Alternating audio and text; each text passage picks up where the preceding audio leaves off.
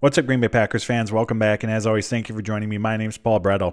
We're continuing on in my preview of the Packers offseason as I go position by position through their roster, examining each of those position groups from a salary cap perspective as well as a needs perspective as we enter free agency and as we get closer to the NFL draft. Today, we're focusing on the wide receivers and the tight ends, combining that into one video because Packers are in very, very good shape at each of those position groups. But before we dive in, hit like on the video, hit subscribe on the YouTube channel. I do greatly appreciate it. You can follow me on Twitter at Paul_Brettel, and you can find all my work over at Packers Wire. So like I said, wide receivers, tight ends, salary cap perspective, preview, as well as a needs preview for the upcoming offseason. If you missed the running backs video, if you missed the quarterbacks video, and also in that quarterbacks video, I took a 30,000-foot view of the Packers salary cap situation with everything you need to know, where they stand, what potential moves they have, how much money they need to free up this offseason.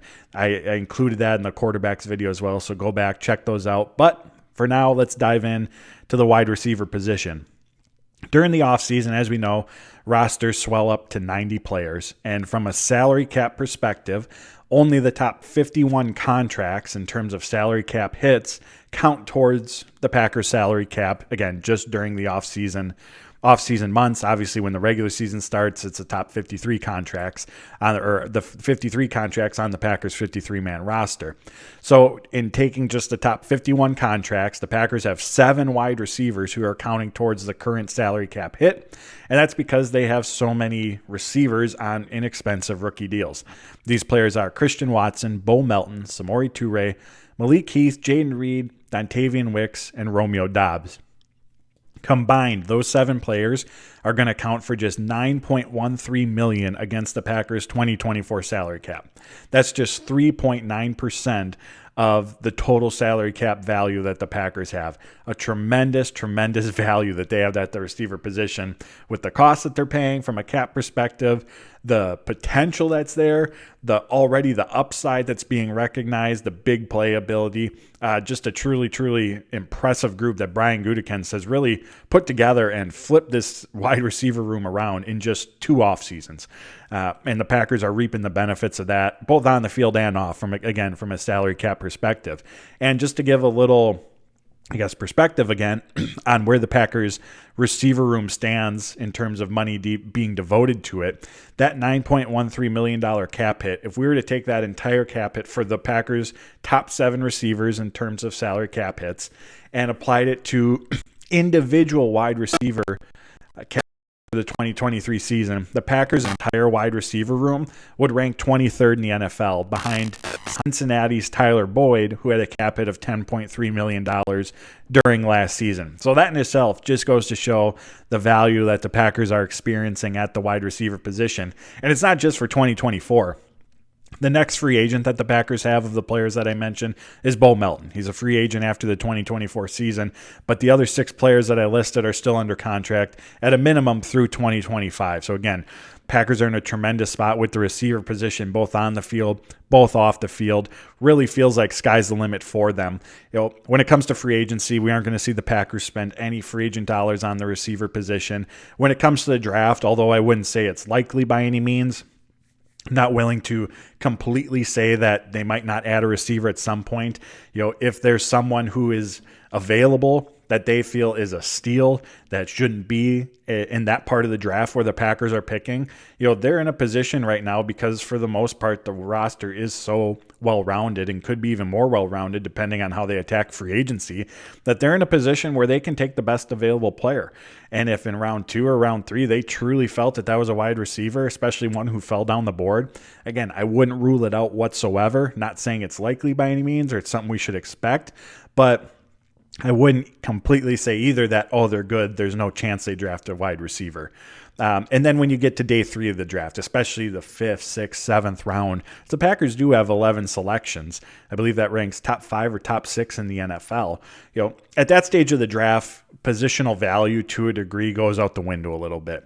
You're just looking for traits. And if there's a player with, traits on film, athletic testing, whatever it may be that really stands out, that's what you're taking a swing for at that point. Because obviously the odds of a player as we get further and further down the draft sticking around, being a long-term solution, gets more and more challenging for teams to recognize. So you put some of that positional need aside and you just start picking who's the best player available, who has some elite traits that we think we can turn into a productive, contributing NFL player. So for those two reasons, I wouldn't completely rule out the Packers adding to wide receiver, but certainly not a must for them whatsoever for all the reasons just mentioned. And when we look at this receiver position, just like with this team as a whole, we see the potential that's there. Like I said, we see the upside that's already starting to be recognized. But Matt LaFleur's parting message to the team, and again, not just the receivers, but the team as a whole, but I think this is good perspective considering where this position group currently stands for the Packers, is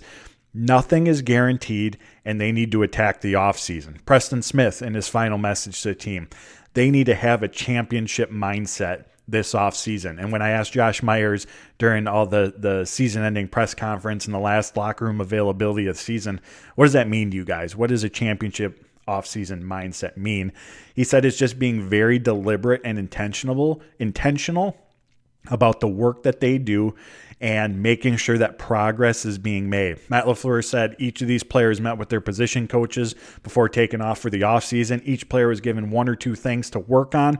And the expectation is that when they get back together for OTAs in May, that they can check those boxes, that over this time in the offseason here where the players are off on their own, that progress is still being made, that boxes can be checked. So when they get together in May, rather than having to focus on things that should already be checked off over the previous months, now you can add something new to their plate.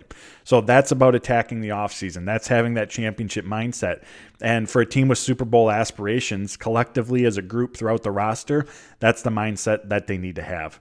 Next up, we'll roll on to the tight end position. And again, from a cap perspective, from a potential upside, just overall ability, a similar spot as the wide receiver room. So players who count against the top 51 contracts and are accounting towards the Packers salary cap here this offseason are Luke Musgrave, Tucker Kraft, Ben Sims, and Joel Wilson. Joel Wilson was signed to the Packers practice squad, I think roughly halfway through the 2023 season and finished out the season there. So the Packers brought him back on a futures contract, which means he's going to be part of the current 90-man roster and will be a part of training camp. As a group, those four players count for just $4.89 million against the Packers' current salary cap, just 1.9% of the total. And doing that same exercise as we did with the receivers to put it in perspective, that $4.8 million cap hit for all four of those players would rank 24th among individual tight ends in cap hit. That's just behind Mo Alley Cox of the Indianapolis Colts and just ahead of Durham Smith of the Miami Dolphins. Again, tremendous value that the Packers have at the tight end position. Now, in terms of addressing this position, it's going to be a little bit higher up on the radar for Green Bay and Brian Gutekunst this offseason than what the receiver position is. Big reason being they have to fill that H-back role. That's been filled by Josiah DeGuara. He is a free agent, and while it's not a position, a specific role on this team that is going to play 50% of the snaps. I believe Josiah DeGuara's snap count by the end of the year was around an average of 13 or 14 per game. It fills a very specific need and role within this Matt LaFleur offense, that H-back. They're versatile. They're able to line up anywhere around the formation. They're able to impact the run game as a blocker, the pass game as a blocker, the pass game as a pass catcher. Basically a jack of all trades.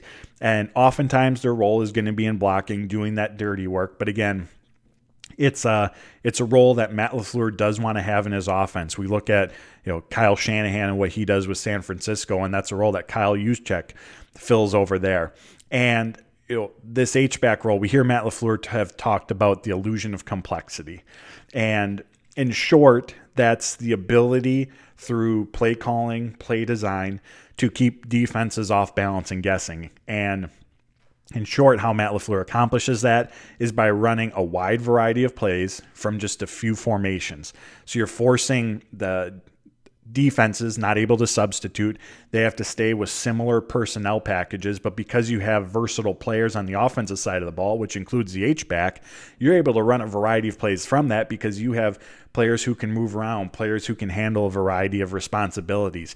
Another element to that illusion of complexity is plays that start off looking similar, but actually end up quite different. So something you run in the second quarter versus something you run in the fourth quarter may formationally look the same to the defense.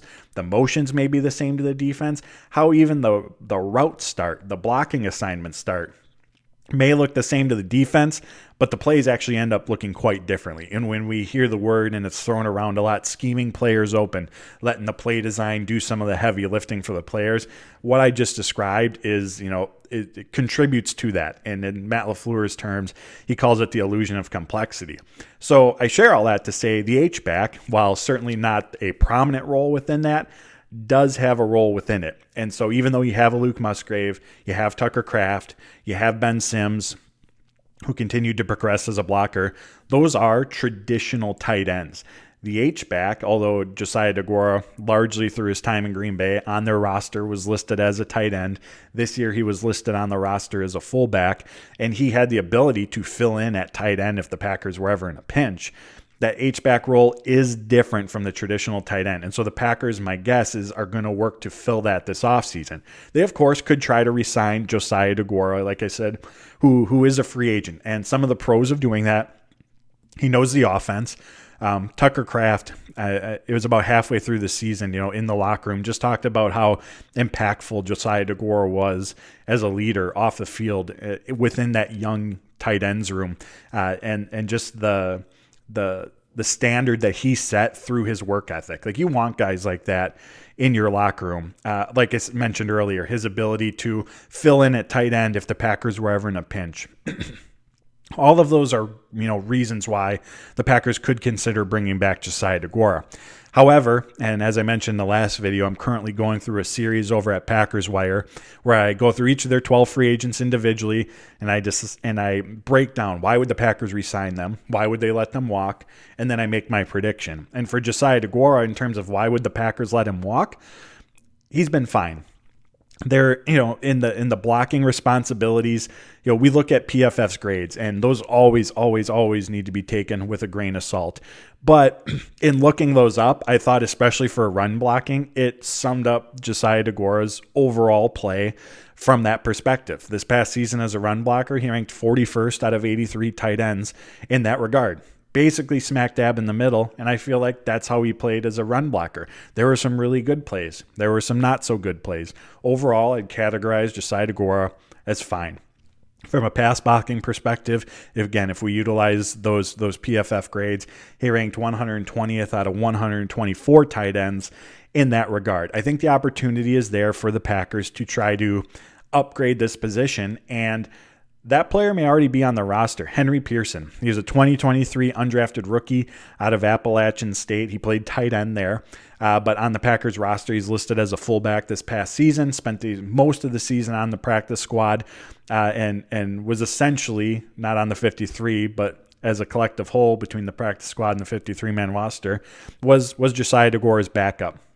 He got some run during I believe it was the Detroit and Kansas City games in week 12 and 13 on special teams. Saw a few offensive snaps as well with Josiah DeGuara injured. So he's someone in training camp as well that I thought stood out in terms of both his blocking ability and ability to catch passes out of the backfield. And Josiah DeGuara, from a pass catching perspective, again, if we're looking at reasons why the Packers would move on, again, he's fine. He was reliable, caught 8 of 8 passes this season, but limited. There's the opportunity here for the Packers to, I think, upgrade the position, and potentially that could be Henry Pearson, like I said, who's already on the Packers roster.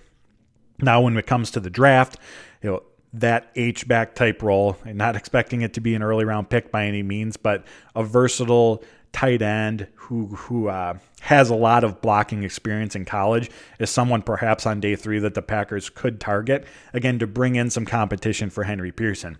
While I just mentioned perhaps Henry Pearson could fill that role for Green Bay, he's not going to be handed it. He's going to have to earn that through the summer. So whether that's a day 3 draft pick, again, on a blocking heavy tight end from the college ranks, or maybe they bring in another undrafted rookie after the draft, like Henry Pearson, to come in and compete for that spot. But we know Musgrave, Kraft, Ben Sims are going to be on the roster. That's 3 spots taken. Typically, the Packers have had 4 if we include the H-back role. on the roster at the tight end position. And so that's a spot that is going to have to be filled this offseason, whether it's bringing back DeGuara, whether Henry Pearson wins that job, or whether they choose to address it at some point in the draft or with an undrafted free agent. Lastly, Tyler Davis. Unfortunately, during the preseason last year, suffered a torn ACL. Missed the entire season. He is now an unrestricted free agent, and he fits that pure tight end role.